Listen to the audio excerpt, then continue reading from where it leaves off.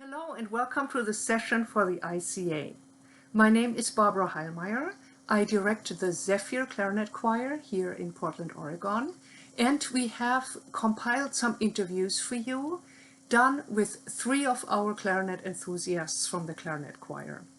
They have all shared some ideas, insights, and tips for playing these days, and I hope you will enjoy them.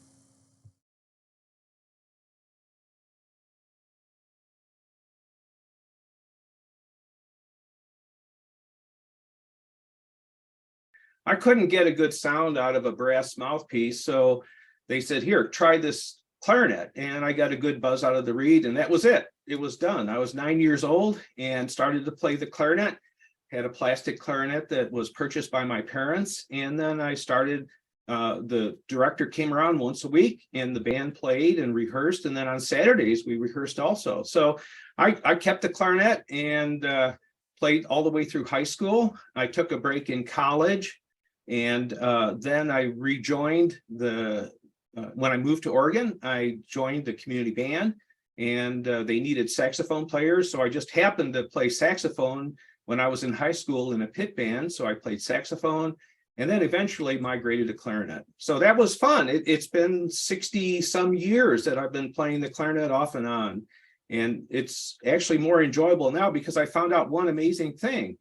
When I practice, I get better, and finding the time to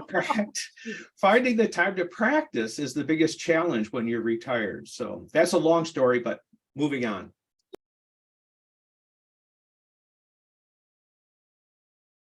Clarinet choir, you don't have to deal with the brass and other competing instruments. You hear pure tones in the clarinet. So you have to really be on your top game to be in tune, get the articulation correct, etc. So that's been wonderful. And then the best part about the clarinet choir is we have these wonderful arrangements, and they are of pieces that were you've heard them played by orchestras, but then to be able to play them in a clarinet choir it's really neat. So you're part of history when you play this. So we have some great arrangers in the clarinet choir, and Barbara's doing a wonderful job seeking out new pieces for us to play. So it's good. I'm also in a couple of clarinet quartets, and sight reading is always important. I have probably 150 sheets or pieces of music that I need to practice that I don't always get to. And it's been a wonderful experience. And I'd say that I have improved with time. I'm listening more carefully. I'm more aware of intonation issues. The fingers may not always be there, but the notes that I do play, I want to play in tune and get the right articulation.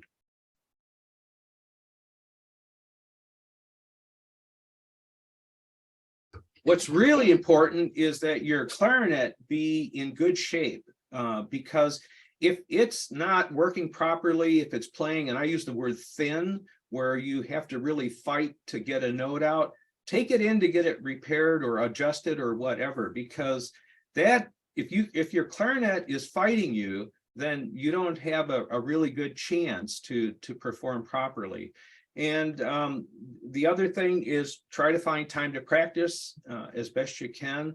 In general, I'm pretty happy with what I've accomplished over the things have ramped up. I mean, with all these new groups, and being in a clarinet choir is really exciting for me. In fact, the highlight of the clarinet choir was we were at the ICA in Reno in June of 2022, and we were able to perform. And that was marvelous to be with all the clarinet players and listen to them. And a little story, it was really wonderful that the ICA had repair services, because I had a pad go away just before rehearsal, and one of the repair people fixed it for me, and the clarinet's been playing fine. So I look at the presentations that we made, the performance at ICA, as one of the highlights of the career. I couldn't agree more, because I was there.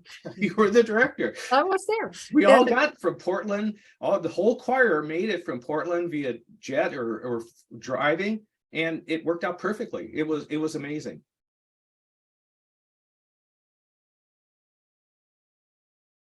I like the clarinet choir the most because I can hear everybody. I understand the music, and the thing is this: you're not as hidden by a complete concert band. you really have to be on your top game and get all the notes correct so you can hear better. The second is the community band, but sometimes they play a little bit too loud. Everybody that plays clarinet in a community band knows that balance is the most important thing to get the sound right. But like I say, playing the clarinet in the clarinet choir was a new thing for me, and I was really happy to be included in that group. And we're on our way to doing better things as we progress.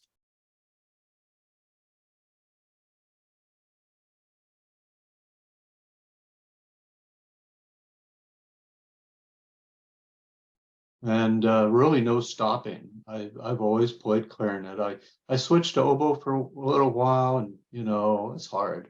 So I went back to clarinet. Anyway, my experience, I started off in 4th grade, pretty young. But fortunately, my band director, his father was the principal clarinet player of the Dallas, Texas Symphony. And so he got lessons with his dad for me. Now, I was just a little kid and I didn't understand what was going on, but he really kind of got me into the basics. He showed me how to do things correctly. And so that worked really, really well for me. Then another situation was when I was in high school, my high school band director suggested that I go take lessons from a fellow by the name of Tiny Henrich. And he was the principal clarinetist of the Denver Symphony. And so he didn't, I didn't have, like maybe only 6 months with him, but he did the same thing. He just totally turned around my tone quality, and it was, anyway, lessons, that's the way to go. And that's what taught me the love of playing an orchestra. Even if I'm playing second or third, I love it because you have your own part. And so I think a lot of that came from the teachers because they had that love for orchestra playing also. Yeah, I should mention arranging. I do a lot of arranging, and it's well, it's just an enjoyable thing for me to do, but it takes quite a bit of time also. So, next question.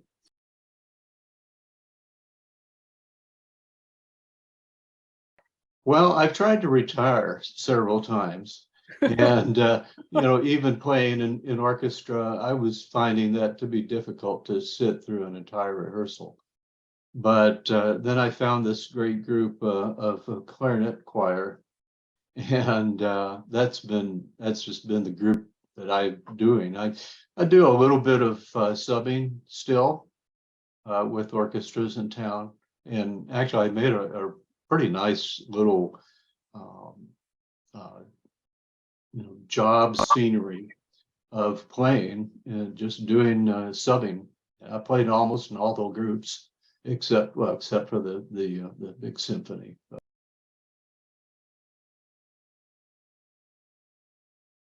I really emphasize lessons if you can do it. If you can afford it, if you have time. I know as adults, that's a hard thing to do, especially if you have children around. But it's really worth the time if you can do it. And then also, it seems to me really important to play what you love, and don't play just because this looks like something you need to learn. Just play it because you love it. If it's a rock and roll piece, play a rock and roll piece. Fine. And any amount of playing you do is good. But don't forget that playing scales, as boring as it is one of the more important things you can do, even as an adult, even if you've played for 30, 60 years, who knows? And it's because the scales are kind of like the alphabet of music. And so if you don't have that alphabet learned as a little child, you're not going to make it. And same deal with playing music.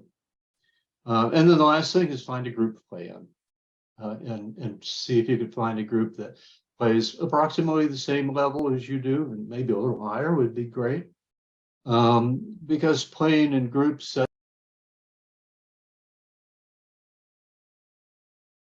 Okay, YouTube. No, I don't know. YouTube is kind of a funny place to land out there that has a lot of music, and some of it's not very good. A lot of it is wonderful. And, for example, I like to record the music, or at least some of the music that I arrange. And I put those on YouTube. I've got about 100 pieces of music on there now that I played. It's a quartet, I played all the parts. So, but as a musician, let's say you're playing a piece in band that you're not familiar with, it's a polka or something. And so you can go to YouTube and do a search and find probably 500 polkas to listen to. And it goes even the most unusual pieces of music, like I'm working on this piece by Clara Weick or Clara Schumann. And so you're not going to find this very much, but I found, I think, 4 pieces or 4 recordings of that I can use, because I have to have it in my head of what I'm doing.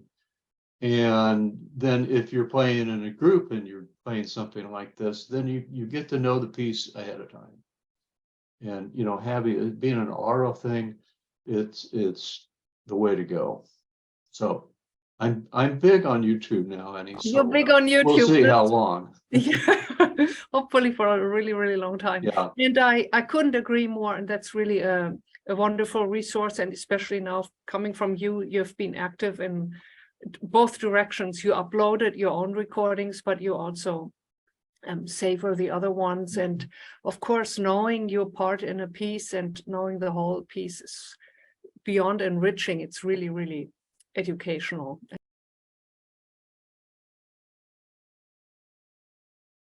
So let's get started with the first question. Can you please tell us about your past experience and in general, your experience with the clarinet? Sure. Well, I started playing the clarinet in the 7th grade. I was about 13 years old, and now I'm 36 years old. So that would be 23 years ago. It's a long time. Clarinet has always been my go-to instrument and one of my favorite things to do, both as a hobby and a volunteer, even if not always at a professional level.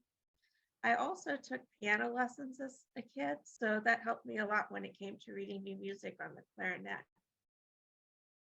In terms of my college music years, I studied clarinet performance at Lehigh University in Bethlehem, Pennsylvania with Deborah Andrus.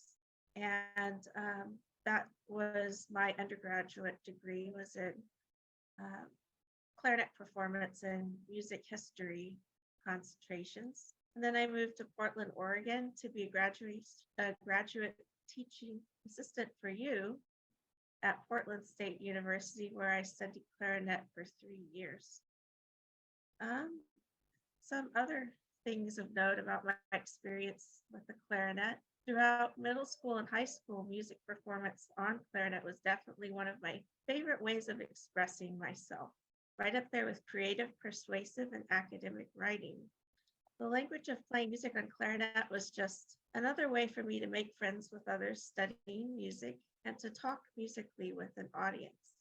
It also helped me give introverted SARA an outlet for creativity and a talent to progress at and improve at throughout my life. There are so many different moods, rhythms, and soundscapes you can project through your clarinet, so it's easy to express what a composer is trying to say to you. From the shallow music of the early classical period through modern music, there are so many compositions that are now idiomatic to the clarinet. Why, in fact, there's composers that may write only for clarinet. And despite having almost nowhere to breathe, a good group of clarinetists can also play music originally meant for other instruments, even music for strings, and then think about circular breathing.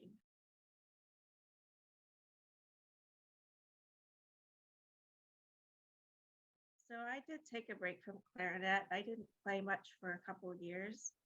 because normally I would be playing maybe in a community band or in like a clarinet choir or some other chamber group.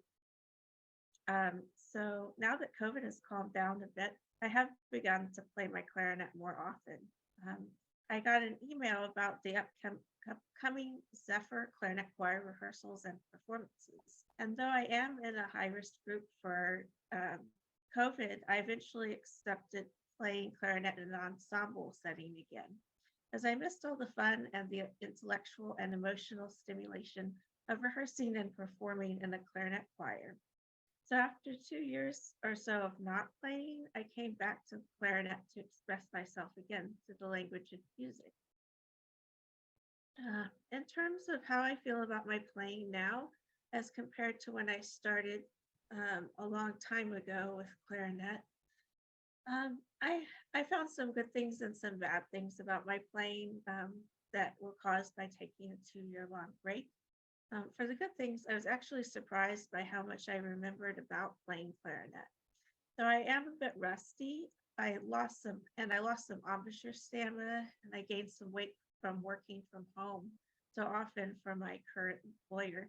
I felt that I liked how relaxed I was coming back to clarinet again. So I didn't feel as stressed. I was playing less music and I could focus on what I was doing more easily. I think having some time and space away from my major instrument actually helped that aspect of my playing. I became a little bit more calm, and I felt less pressured because I was just rehearsing in one group.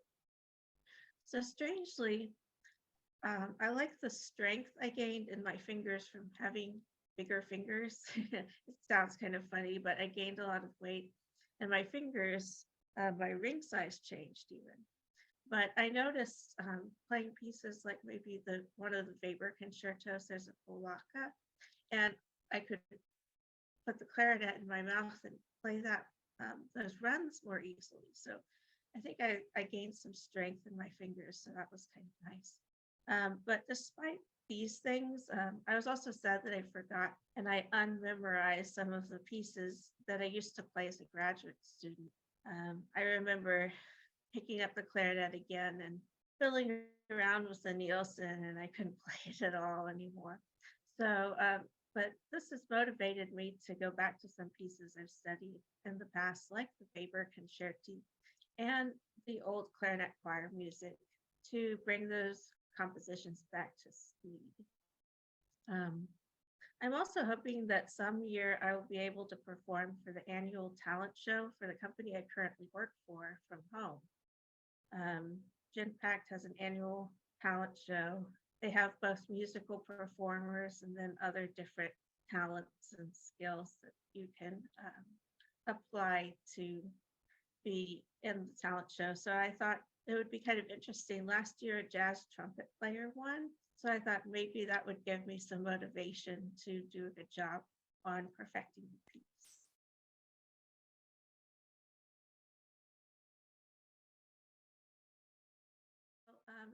I have some basic advice, and most of it is for if you're an adult or community member looking to come back to performing on the clarinet. If you're interested and it's safe to, I would just do it. Think of the Nike motto, just do it. If it's safe, don't worry about what you might have lost in your playing, like your embouchure or stamina, because that will come back to you as you start practicing again. You should go to master classes and you can get more involved either in some sort of clarinet ensemble. It could be all clarinets, it could be chamber music, just anything that's going on now that wasn't before. I would take advantage of those opportunities. You could take music lessons, and many good clarinetists are also good at teaching adult students. So that's also another good thing about going back. And also, excuse me, you should get your instrument checked out at the shop if you notice anything weird going on. I noticed some clicking keys at one point when I came back to clarinet choir and I took it over to the shop. and it was much better once that was fixed. So if you find that playing your clarinet again after a long hiatus might have affected your pads or your instrument or keys or anything, I would get that checked out. And then finally, I noticed that I wasn't quite as spot on intonation wise as I used to be, because being in tune can be more difficult for those of us without perfect pitch. And especially if you haven't rehearsed or performed in an ensemble for a while, if you're just playing by yourself. So that's another thing that you can work on when you're coming back to the clarinet, is especially if you're playing with other people more often, is intonation.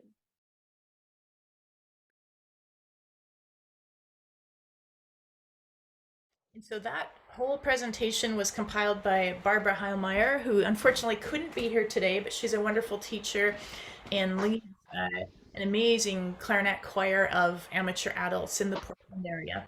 So in about 9 minutes, we return to the main session where we have a master class with Mary Druhan, which will be really exciting. But for those of you who are here now, just curious if you're returning to clarinet or coming, if that raised any thoughts for you you want to share, like things that have really helped you on your clarinet journey that you'd be willing just to share briefly with the group. Anybody have any thoughts from who is here? I was surprised how quickly I picked it up after about 50 years. I had played in high school and college. I ultimately was a professional physician. So I hadn't played it. My mom kept asking me for the last 30 years when I was going to pick up clarinet again. So I picked it up about a year ago, and I was very amazed how quickly I picked it up. The embouchure took about 6 months or so, but the fingering came very quickly.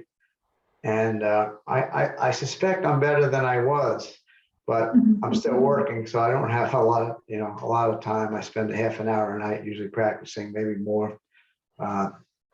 So it was very interesting just to remember I was a pretty good clarinet player, who never played, and it surprised me because when I first picked it up the first day, I probably had a bad reed and a bad embouchure, and I couldn't do anything. And then I had gotten, I think for about $100, someone gave me a Selmer clarinet, who had been a professional clarinetist when I was in college, and I was amazed how good the instrument is. And I did bring it in, got it fixed up, and boy, it's a beautiful instrument. And yeah, so it's been a good experience. I have to move ahead, and I'm not sure where I'm going to go with improvisation. Or I used to play saxophone at one point. I figured I want to get a little better at the clarinet first. Robert, that's great. I'm so glad you shared your story, because I think that there are a lot of people who come back and think, oh, I can't remember, but it's amazing how much the brain remembers. You just need the muscles to get strength. And when you said you think you're better now, I think as an adult, we're able to have the patience to learn the skills that really help us get better faster. So you're not alone in that. Thank you. I see Barbara has her hand up. Barbara, do you want to unmute yourself? Yeah, I just have a little update on, because I took some classes with Michelle at one point, and with Josh, as a matter of fact. But what I'm still continue to learn is from when my early high school years of playing clarinet, I didn't know anything about reeds, mouthpieces, ligatures, or anything. So recently I was having trouble with my clarinet, and I went and purchased a new ligature like this, and I put this piece on here because my old mouthpiece was having teeth marks in it, and I think it was having some squeaking noises or sounds because I think there was air leaking there, and I had no idea. So I purchased also a new mouthpiece, and what a difference. And my reed work, I'm still learning to continue to get a lot of reeds ready, and I'm back in the Spartanburg Community Band playing for a while, and also with privately with my friends practicing. I love practicing, and working on a new piece by Anat Cohen called Ima. It's a beautiful piece. So that's my joy. Clarinet is my joy. Thank you, Michelle and Josh. Yeah, thank you, Barbara. So nice to hear from you again. And Josh is with us, Josh Gu from Quick Start Clarinet. If you haven't seen his YouTube channel, there's lots of really helpful videos that he has about how to play clarinet and some nice books. Hi, Josh. I see you there. So we have great resources here in the enthusiast community. In fact, I know later Jessica's going to talk about the live Clarinet Fest in near Denver this July. And we will have some events just designed for amateur adults. Al Woy, who did our warm-ups, is going to lead a clarinet choir that all of you can participate in if you attend. Josh and I are going to lead a master class there. And there'll be sort of daily warm-ups with lots of fun things. So if anyone is near Denver and interested, I know Jessica's going to hand out more information later. Okay, we got about 5 minutes till our master class. Is there anyone else here who was inspired by what you heard or just has advice you could share that's really helped you on your clarinet playing that would be helpful to others here? I'm going to jump in, but put your hand up if you wanted to say something as well. One of the things that I was noticing was two people in Barbara's interviews mentioned having their clarinet in good shape. And just one thing I want to mention briefly that I've seen a lot of my students have trouble with not being aware that it was an issue is, sometimes, especially coming out of the winter season here in North America, your corks will compress a bit so that your pieces no longer fit tightly. And if you have any wobble, whether it's, for the mouthpiece, the barrel, the two main joints, there can be air leaking out of there, and it will make the instrument feel more resistant, sound fuzzy, be hard to play, and we often aren't aware that that's an issue. And that's very easy to repair. Someone just needs to put a new cork tenon joint on there. You can, I'm always a little wary to do this, but Maury Bakun, who's a good repair person, had told me about it. If you, let's say this cork was not, snug enough, he said just wrap your hand around the clarinet and take a hair dryer on low and just put it on the cork, and it helps the cork to fluff up again. And sometimes that will help you. But if you wonder if a wobbly joint might be affecting you, what you can do is just cut out a little strip of paper, kind of wrap it around part of the cork or all the way around, jam your pieces together and play. And if it instantly feels better, then that's a pretty clear sign that your cork probably needs replacing. And a little tool you can use. Oh yeah, go ahead, Marianne. Yes, hello. I have found also that isopropyl alcohol on a rag, you can put a little bit of that on and rub it around the cork, and it'll dry out any residue, cork grease, and that's an instant repair. It's worked very well for me. Oh, thank you for that. Yeah, that's great. That's another very useful tip. And if you decide your cork is just not repairable, but maybe you're not able to get it repaired, for a week or two, and you have some playing to do, a really handy tool that I always keep in my clarinet case. I'll show you this briefly because in like another minute we're all going to get whisked back to the main room for our masterclass. It's plumber's tape. It's like $2 at a drugstore. It's Teflon. It wraps around the cork. It sticks to itself, but not to everything else. So you can just wrap it around your cork, and usually a few layers will make your cork airtight again. It will further destroy your cork, but you kind of do that when you know you're going to change out the cork anyway. So that's a really quick instant repair, useful to know. All right, I think we have about a minute before we're back to the main room. Anybody else? Josh, anything you would like to add to what you heard? Not to put you on the spot, but I am. Sorry about that. Yeah, I don't think I have anything too interesting, but along the lines of the repair too, crossing the break is always like one of the biggest challenges. Michelle has a great video on the Clarinet Mentors YouTube channel for adjusting this to make sure that those pads are sealing. My favorite way to test that, let me turn on my original sound, is you play D and then just very slowly put down this left pinky, and it should pop out pretty clear. If it comes in, maybe there's like a little bit you can hear the slowly bending of the pitch and then it comes in, is totally fine. But if you find that it doesn't come out before you start having to push a little bit more firmly, then there might be an adjustment issue there. And yeah, I won't go into how to do that because Michelle's video is really good for that. That's a great point. Yeah, it's for your B, high B, all your fingers down. That gets out of adjustment super commonly. All right. Well, thank you everybody for participating in our session. I know Barbara wishes she could be here and she created that for our benefit. All of these sessions will be recorded and put on the International Clarinet Association YouTube channel. So if you missed the other two and you're curious, then you're able to join that. Okay, we all just got an invitation to leave our breakout room. So I'm going to say, let's do that. And I'll see you all back in the main session. Thanks, everybody.